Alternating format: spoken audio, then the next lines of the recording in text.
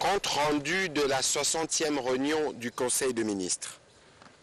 Le président de la République, chef de l'État, Félix Antoine Tshisekedi Tshilombo, a présidé ce vendredi 1er juillet 2022 à la Cité de l'Union africaine, la 60e réunion du Conseil des ministres.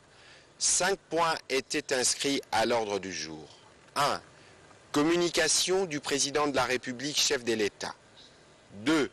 Point d'information. 3. Approbation d'un relevé des décisions du Conseil des ministres. 4. Examen et adoption des dossiers. Et 5. Enfin, examen et adoption de projets de texte. La communication du président de la République a porté sur 3 points principaux, à savoir 1. De la célébration du 62e anniversaire de l'indépendance de notre pays. Le président de la République a salué cette célébration, marquée par une note exceptionnelle cette année. D'une part, le retour de la dépouille de notre héros national Patrice Emery Lumumba, afin de lui offrir un deuil et un enterrement digne de son héritage, et d'autre part, le contexte actuel et particulier où notre pays fait face à une énième agression. Il a insisté sur la nécessité de méditer sur les testaments de notre héros national, particulièrement en ce moment où notre souveraineté est mise à l'épreuve et notre intégrité territoriale est menacée par une guerre totalement injuste. Le chef de l'État a souligné qu'il est plus qu'urgent que les membres du gouvernement appuient l'effort de guerre, chacun dans ses attributions respectives. Il a encouragé le Premier ministre à réunir tous les ministres pour l'évaluation de leurs actions et programmes dans les zones en conflit, afin de contribuer efficacement à lutter contre cette situation et améliorer tant soit peu les conditions de vie de nos frères et sœurs de l'Est qui sont otages de cette situation. Le véritable hommage que tout gouvernant de la chose publique est appelé à rendre à Patrice Emery Lumumba, a martelé le président de la République, c'est l'appropriation de sa passion pour le pays, son modèle de gouvernance, sa détermination à réussir, son oubli de soi pour l'intérêt général. Sans cette appropriation des valeurs précitées, nous ne sommes pas dignes de nous réclamer ni de lui, ni de son héritage. Il a ainsi exhorté chaque membre du gouvernement à se montrer exemplaire en faisant de son ministère la vitrine par laquelle le peuple peut identifier les traces de la gouvernance voulue par notre héros national. Le deuxième point de la communication du président de la République a porté sur l'appui à l'entrepreneuriat féminin. L'arrivée exponentielle du nombre de jeunes, aussi bien diplômés que sans qualification sur le marché du travail, demeure une préoccupation majeure du président de la République. Il a invité tous les membres du gouvernement d'en prendre la mesure dans les buts de consolider la cohésion nationale et garantir la prospérité partagée. Le président de la République a rappelé qu'il s'observe à travers le pays l'émergence d'un entrepreneuriat féminin formel aux côtés des activités informelles, bien établi, diversifié dans les secteurs tels que la restauration, les nouvelles technologies, l'aviation, la communication, le commerce en gros et détail, l'habillement, services de nettoyage, etc. Ces entreprises découlant de l'initiative des femmes sont source d'emploi, notamment pour des jeunes avec ou sans qualification.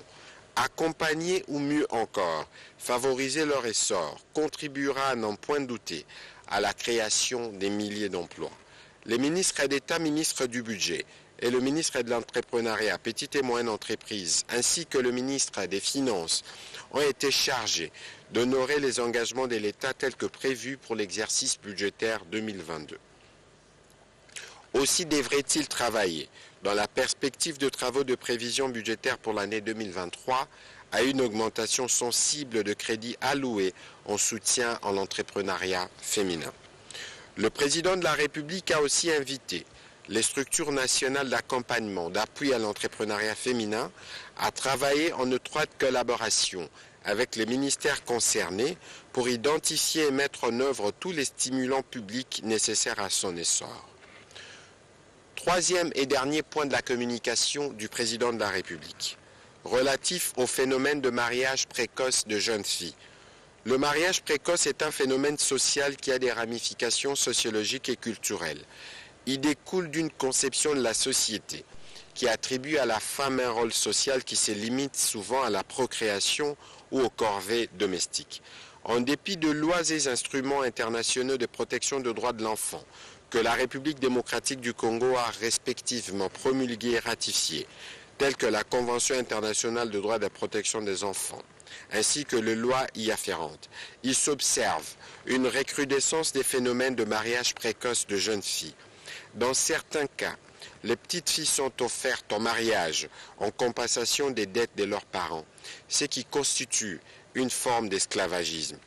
Toutes ces pratiques se font en violation totale de lois y afférentes. Certaines mesures urgentes doivent être prises pour stopper ces fléaux qui gangrènent notre société et compromettent l'avenir de nos enfants. La ministre d'État, ministre de la Justice et garde de Sceaux a été chargée de prendre les dispositions idoines pour faire respecter les lois en la matière sur toute l'étendue du territoire national. Il est important qu'une politique de vulgarisation sur ces thématiques soit élaborée et réalisée, plus particulièrement dans les milieux ruraux. Par conséquent, le vice-premier ministre, ministre de l'Intérieur, Sécurité, Décentralisation et Affaires coutumières, le ministre d'État, ministre du Budget, le ministre des Finances et le ministre des Affaires sociales et la ministre du Genre, Famille et Enfants sont chargés, chacun en ce qui les concerne, à agir avec célérité sur le dossier y relatif.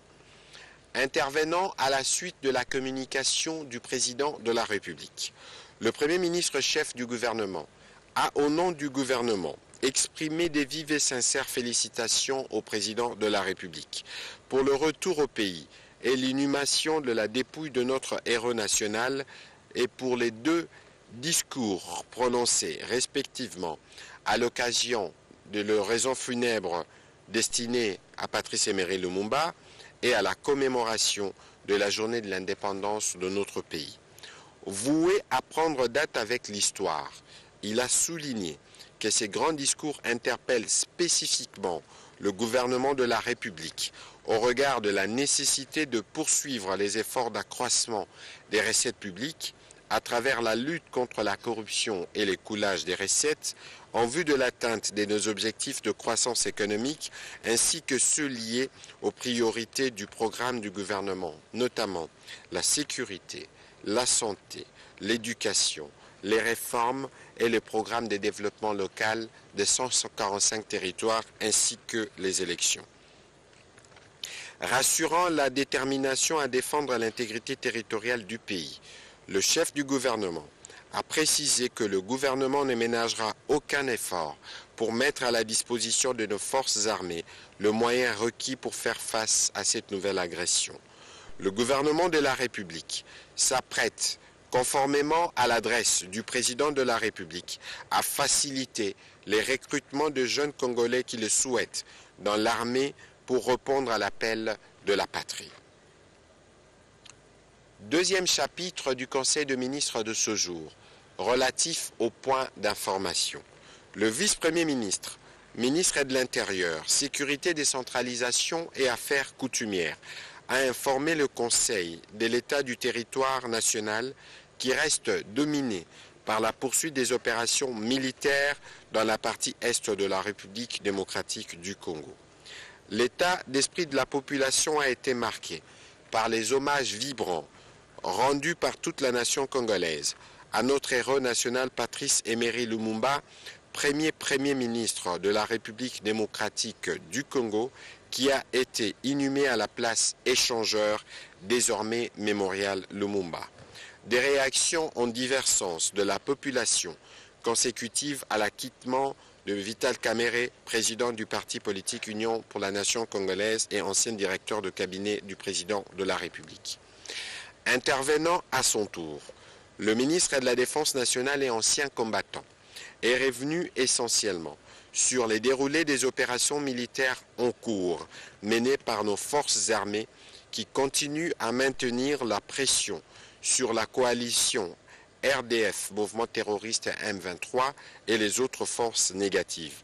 Les forces armées de la République démocratique du Congo continuent à consolider leur position, a rassuré le ministre de la Défense nationale. Intervenant à son tour, toujours sur ces chapitres de points d'information, le ministre de la Santé publique, Hygiène et Prévention a fait le point de l'évolution de la situation à pandémie à Covid-19. La situation générale reste stable et contrôlée sur l'ensemble du territoire national. Il a signalé que la semaine qui s'est écoulée a été marquée par une légère hausse de l'incidence de cas de Covid-19 et une baisse de taux de positivité et une augmentation de cas importés. L'observance des gestes barrières et la vaccination demeurent plus que recommandées pendant que le gouvernement renforce les dispositifs de contrôle à nos frontières et déploie plus de postes de vaccination. Le ministre de la Santé a aussi saisi cette occasion pour faire le point des discussions qui ont eu lieu du 16 au 25 juin dernier à Bibois entre le gouvernement et les bancs syndicales des médecins et non-médecins. Des décisions qui en ont été découlées ont été mises à la disposition de membres du Conseil de ministres. C'est dans les mêmes ordres qu'il a rajouté que le gouvernement est prêt à accompagner la volonté exprimée du président de la République d'assurer la gratuité pour le programme de nouveau-nés.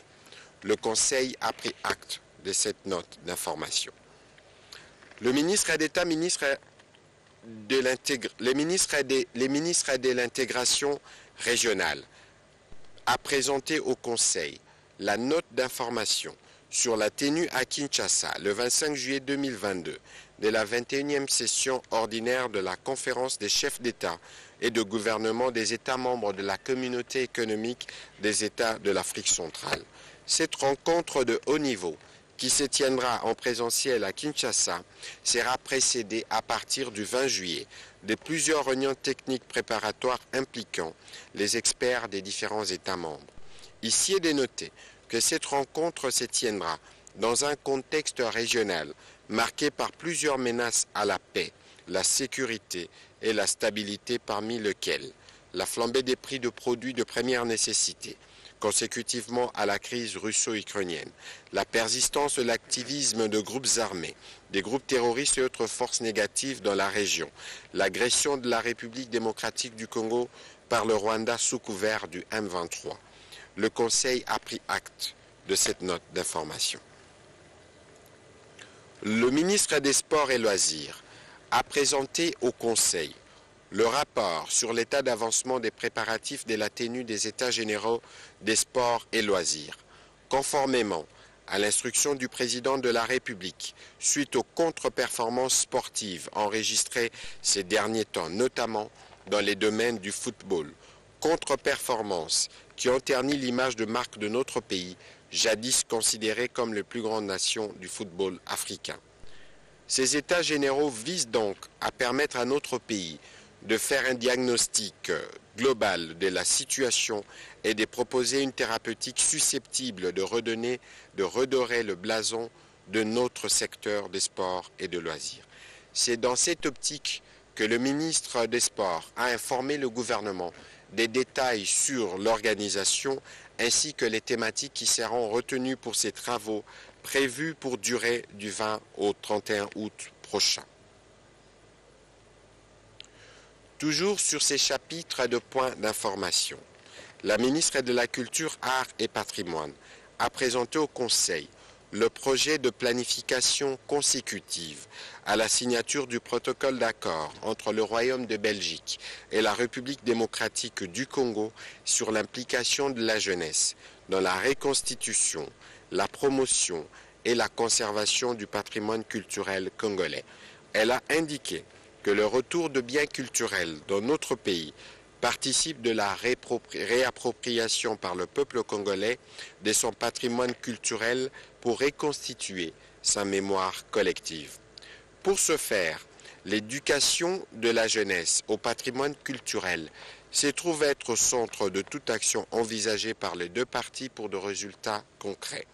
Le plan de protection et de préservation durable du patrimoine culturel de la République démocratique du Congo s'articule sur 3 domaines repris dans les mémorandums d'entente signés entre la République démocratique du Congo et les royaumes de Belgique le 8 juin dernier en présence du roi Philippe et du président Félix Antoine Tshisekedi.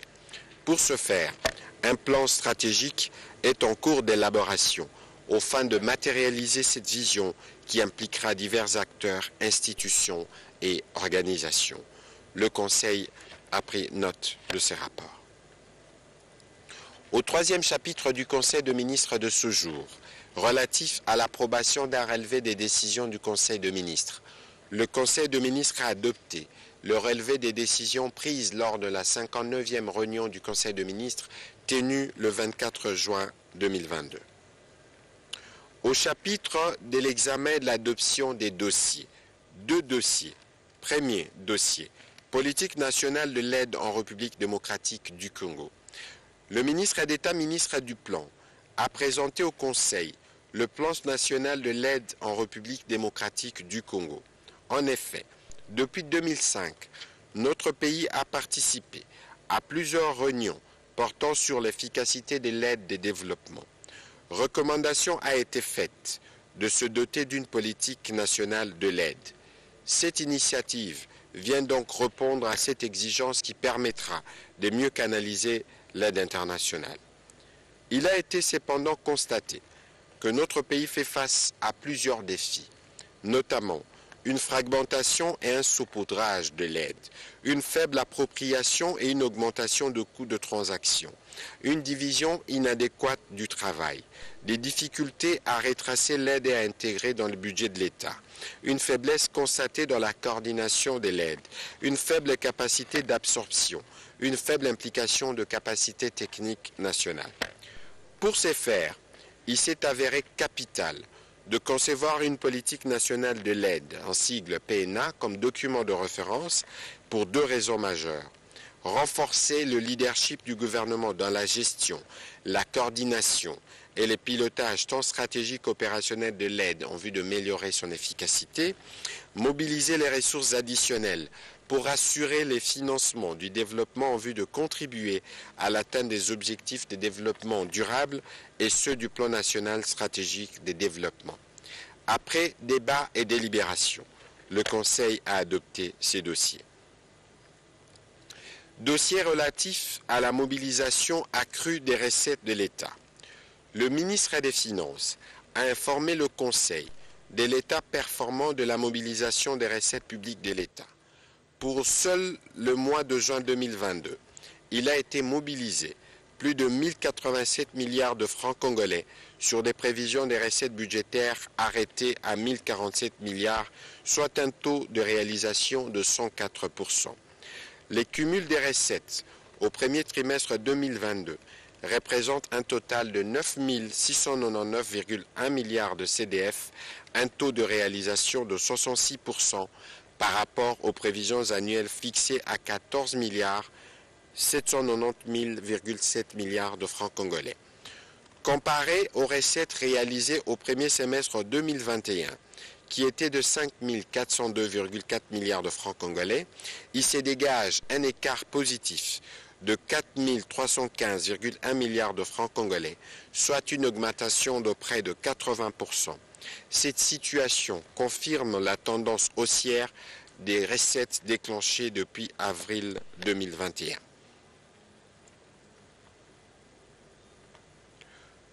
Le ministre des Finances, sur un autre chapitre, a annoncé la reprise de l'appui budgétaire avec la Banque mondiale qui vient d'accorder à notre pays 250 millions de dollars, 17 ans après le dernier appui de cette année. Abordant le point sur la mobilisation de superprofits des entreprises minières, le ministre des Finances a indiqué que la Direction générale des impôts a été instruite de poursuivre les contribuables non en règle. Pour l'instant, les redressements effectués concernent 11 entreprises. La procédure se trouve encore en phase contradictoire pour 9 autres entreprises pour leur permettre de présenter leurs moyens de défense. Au sujet de la gestion des projets et des programmes du gouvernement financés par les ressources extérieures, confrontés à une faible capacité d'absorption de fonds octroyés, le ministre des Finances a préconisé une réponse globale et urgente. Celle-ci passe notamment par la signature des contrats de performance avec les unités de gestion et des coordinations de programmes, le renforcement de structures en charge de l'exécution et du suivi de projets sur financement extérieur, ainsi que la communication périodique au Conseil de ministres. Néanmoins, grâce aux efforts exceptionnels consentis, le gouvernement est parvenu à faire passer le taux d'exécution de 3% en février 2020 à 20% en juin 2022, atteignant ainsi l'objectif fixé de commun accord avec les partenaires. La mise en œuvre réussie de cet appui budgétaire va ouvrir la voie à d'autres séries de financements dont un second est prévu d'ici fin 2022 ou au premier trimestre 2023 pour un montant de 250 millions de dollars. Enfin, le ministre des Finances a annoncé la décision du Conseil d'administration du Fonds monétaire international qui a approuvé le mercredi 29 juin 2022 la deuxième revue du programme économique du gouvernement par la facilité élargie de crédit FEC. Il a souligné qu'il s'agit d'une reconnaissance des progrès réalisés par le gouvernement en matière de gestion macroéconomique du pays qui va entraîner dans les prochains jours un décaissement de 213 millions de dollars d'appui à la balance de paiement, ce qui augmentera les réserves de change de la Banque centrale du Congo. Cette approbation permettra également le décaissement d'une seconde tranche de droits de tirage spéciaux de l'ordre de 211 millions de dollars en faveur du projet de développement local de 145 territoires. Pour finir son propos, le ministre des Finances a informé le gouvernement sur l'évolution de la situation en rapport avec la mise sous administration provisoire de Afriland First Bank. Il y a notamment les actions entreprises pour assurer la normalisation dans les opérations bancaires en faveur de la clientèle. Des mesures particulières ont été prises pour alléger la charge des déposants qui ont utilisé leurs avoirs pour leurs obligations à l'égard du Trésor public.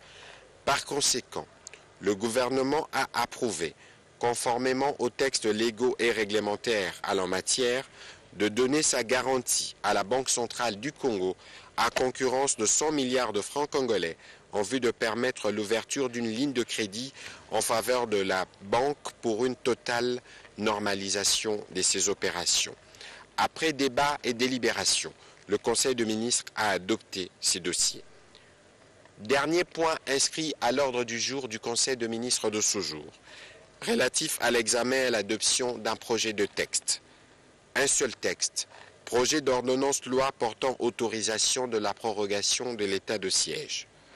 Le vice-ministre de la Justice, représentant la ministre d'État en mission, a présenté au Conseil le projet de loi autorisant, le projet d'ordonnance-loi autorisant la prorogation de l'état de siège dans les provinces de l'Ituri et du Nord Kivu pour une période de 15 jours prenant cours à partir du 4 juillet 2022. Cette prorogation permettra à nos forces de défense et de sécurité de consolider les acquis des opérations antérieures et de poursuivre des opérations d'envergure en vue de mettre fin à l'activisme des terroristes et autres groupes armés qui pullulent dans l'est de notre pays. Après débat et délibération, le Conseil a adopté ces projets d'ordonnance-loi. Commencé à 13h28, la réunion du Conseil a pris fin à 17h58. Je vous remercie.